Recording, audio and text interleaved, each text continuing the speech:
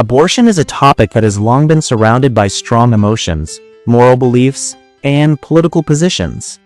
Public debate often becomes polarized into a simple choice of being either for or against abortion, while overlooking the fact that abortion itself involves different layers of moral judgment. In this video, I want to set aside slogan-driven arguments for a moment and rethink the nature of abortion from both a social and a personal perspective. I will explain why not every abortion is necessarily immoral, yet why actively supporting abortion at a societal level may raise serious moral concerns.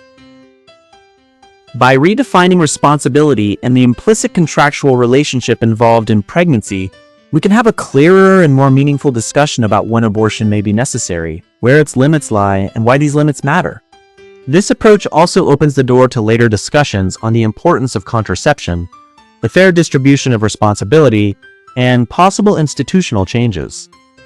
Ultimately, the goal is to prevent this issue from collapsing once again into emotional confrontation, and instead encourage a more coherent and shared public understanding. Hi everyone, I'm Eric, a cat who dreams of becoming a philosopher. This is the place where I share my thoughts and explore new ideas with you all. So, let's dive into today's topic. If we ask a seemingly straightforward question, in a society, is it morally better for more people to have abortions or for fewer people to do so? The answer is, in fact, hardly controversial. Regardless of political or moral stance, most people would agree that a society in which abortion is a rarer choice is, morally speaking, a better one. This broad consensus already tells us something important. Abortion is not an action to be encouraged or promoted, but an exception that may be permitted under specific conditions. If a society's institutions and culture lead to a steady increase in the number of abortions, then even if every individual case has its own justification, the overall outcome would still be intuitively judged as a moral failure. So why does abortion remain such a deeply contested issue? The reason is that it operates on two distinct levels, the personal level and the social level. At the personal level, we ask whether a particular pregnancy constitutes an injustice to the woman involved, with coercion, serious danger, or consequences that are genuinely unbearable. At the social level, however, the concern is different. We are looking at whether institutions, value systems, and collective behavior are pushing more people towards abortion as an outcome. Many debates fail to reach any resolution precisely because these two levels are conflated, creating the false impression that sympathizing with individual circumstances requires acceptance of a broader societal stance. From a social perspective, supporting abortion is in fact a morally problematic position. Support does not merely mean allowing abortion. It implies endorsement, justification, and in some cases the normalization of abortion as a response to pregnancy. When a society adopts support for abortion as a public position, it effectively treats abortion as an expected solution rather than an outcome that should be avoided wherever possible. This weakens the sense of responsibility associated with pregnancy and indirectly lowers moral expectations around contraception, sexual responsibility, and risk prevention. Over time, society bears ethical and institutional costs that could largely have been avoided. By contrast, many arguments that describe themselves as pro-choice or supportive of abortion are actually defending abortion only at the personal level, and only in specific circumstances, such as rape, life-threatening conditions, or severe medical complications. Here we encounter a classic straw man fallacy. Advocates focus on cases that most people do not regard as immoral, and then use these cases to claim that all opposition to abortion is cruel or irrational. This is then used to justify broad support for abortion. Yet recognizing that certain abortions are morally understandable does not amount to supporting abortion at the societal level, nor does it mean abortion should be institutionalized or promoted as a value. In short, abortion is not necessarily immoral, but supporting abortion as a social stance may well be. The former is an ethical judgment about specific circumstances. The latter is a choice about the overall direction of social values. Only by clearly separating these two levels can we avoid turning compassion for individual suffering into a blanket endorsement of a practice that ought, in principle, to be reduced, and thereby lay the groundwork for a more serious discussion of social responsibility and institutional design. In the past, abortion was often seen as a practically necessary option, not because it was inherently justified, but because society imposed structural exclusion and punishment on those who became pregnant, especially single mothers. In societies where unmarried pregnancy was heavily stigmatized and institutional support for single-parent families was lacking, pregnancy frequently meant the loss of employment, education, and basic dignity. Against this backdrop, abortion was understood as a way to avoid comprehensive social harm, rather than as a genuinely free choice. However, this underlying condition has been steadily eroding as social values and institutions change. Modern societies have become far more tolerant in their moral assessment of single mothers, while legal and welfare systems increasingly recognize the legitimacy of diverse family structures. Pregnancy is no longer automatically framed as a personal failure on the part of women, but as an event whose consequences require some degree of collective responsibility. In such an environment, pregnancy no longer guarantees social devastation, and the necessity of abortion as a means of avoiding extreme outcomes correspondingly diminishes. When a society is able to provide basic financial support, healthcare protection, and childcare resources, the structure of choices facing a pregnant person changes fundamentally. Abortion is no longer the only exit that preserves one's life prospects. It becomes just one option among many. This shift carries significant moral weight because it means abortion is increasingly difficult to describe as a coerced act, and instead begins to resemble an active decision. As necessity declines, moral scrutiny naturally becomes more demanding. For this reason, continuing to justify support for abortion by appealing to the oppressive conditions of the past, when those conditions have already improved, is a form of historical misplacement. Genuine moral progress does not lie in maintaining reliance on abortion, but in further reforming social structures so that pregnancy no longer demands abortion as its price. When society is willing and able to absorb the responsibilities that pregnancy entails, abortion gradually loses the necessity once attributed to it, remaining only as an extreme exception rather than a routine solution.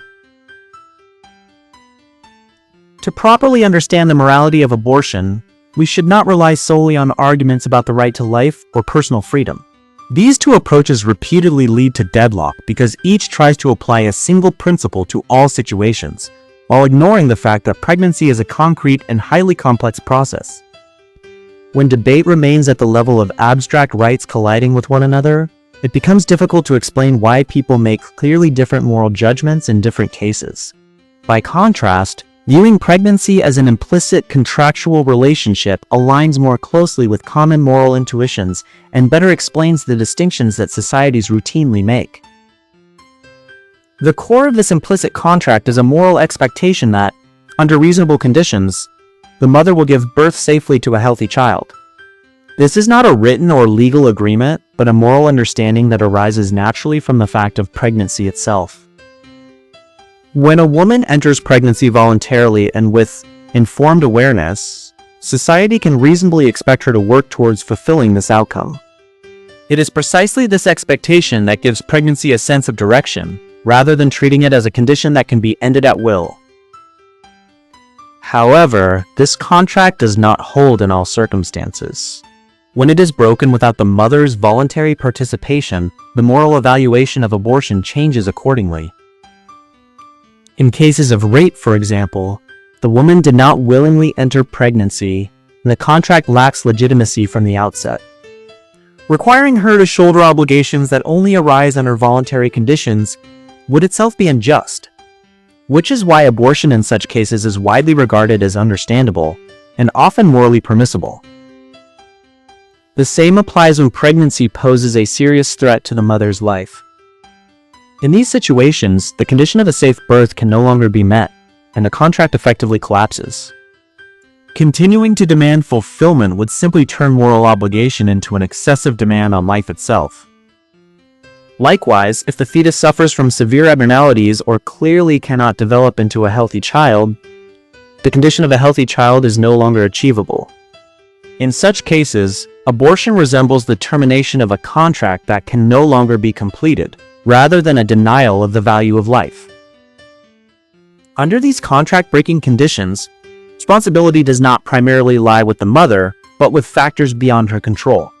This is why intuitively society tends to assign responsibility to the circumstances themselves or to the fetus's condition, rather than to the mother's choice. By contrast, when pregnancy occurs voluntarily and all conditions remain intact, yet abortion is still chosen, the act involves an active breach of an existing commitment. Abortions of this kind provoke the strongest moral controversy precisely because they undermine trust in the stability of responsibility and strip pregnancy of its clear moral direction, making them far harder for society to accept. In most discussions about abortion, responsibility and rights are almost entirely concentrated on the pregnant person. The debate either centers on whether the woman has the right to choose, or shifts to whether the fetus possesses inviolable rights. This binary framework appears comprehensive, but in reality it deliberately ignores another crucial actor in the creation of pregnancy: the non-pregnant genetic contributor. The long-standing absence of this role from moral and institutional debate has led abortion to be wrongly simplified into a question of one-sided burden-bearing, compressing a complex web of responsibility into a moral judgment of the mother alone. The term non-pregnant genetic contributor is necessary precisely because modern reproductive technologies have dismantled the traditional, singular image of sexual relations. Whether through natural conception, IVF, or arrangements involving surrogacy, whenever one person's actions lead another into pregnancy, they activate the implicit contract of pregnancy. From a moral standpoint, these individuals are not bystanders. They are a necessary condition for the contract to exist in the first place. Excluding them from discussions of abortion is therefore itself an unjust division of responsibility. Yet, current social structures often tolerate a deeply asymmetrical situation. Once pregnancy occurs, the non-pregnant party can frequently withdraw at minimal, sometimes almost zero cost, while physical risks, bodily burden, financial pressure, and moral scrutiny are transferred almost entirely onto the pregnant person. This form of institutional tolerance actively encourages responsibility avoidance and makes abortion more likely to appear as the default solution for those facing hardship. In other words, many abortions framed as personal choices are in fact outcomes forced by structurally unfair conditions. If the goal is genuinely to reduce abortion, this imbalance of power and responsibility must be corrected. One possible step is to broaden how we understand coercion and consent, including cases where sexual consent is obtained through deception or the concealment of critical information. When a non-pregnant party unilaterally ends a relationship after pregnancy occurs, without mutual agreement and while refusing to bear any consequences, this behavior effectively constitutes a bad faith breach of the pregnancy contract. Only by imposing clearer and inescapable responsibilities on the non-pregnant party, including financial, legal, and social consequences, can behavioral incentives be changed at their source. When responsibility is no longer concentrated solely on the pregnant person, many situations that currently end in abortion due to unfair structures may be genuinely avoided. At its core, the abortion issue is not just about choice itself, but about whether that choice is made within a just system of responsibility allocation. If pregnancy is understood as a contractual relationship, the social approach to abortion becomes relatively clear. Any contract without an exit mechanism can, in extreme cases, produce even greater injustice and harm. For this reason, an absolute ban on abortion does not align with contractual thinking itself. Abortion can be understood as an exit clause within the pregnancy contract, designed to address situations where the contract has effectively broken down or can no longer be morally sustained. Allowing abortion at the societal level is therefore not a moral compromise, but a necessary safety mechanism to prevent more serious harm. That said, allowing abortion is not the same as encouraging it. When abortion occurs in situations where responsibility lies primarily with the mother, meaning the pregnancy was entered into voluntarily, the contractual conditions remain intact, and there has been no external violation, a system that imposes no cost or friction effectively permits arbitrary withdrawal from the contract. Over time, this sends a powerful institutional signal that weakens the sense of responsibility attached to pregnancy, encouraging people to see it as a temporary condition that can be ended at will, rather than a long-term commitment requiring serious consideration and planning. More troubling still, when abortion is made excessively convenient, the practical importance of contraception and preemptive risk management is diluted.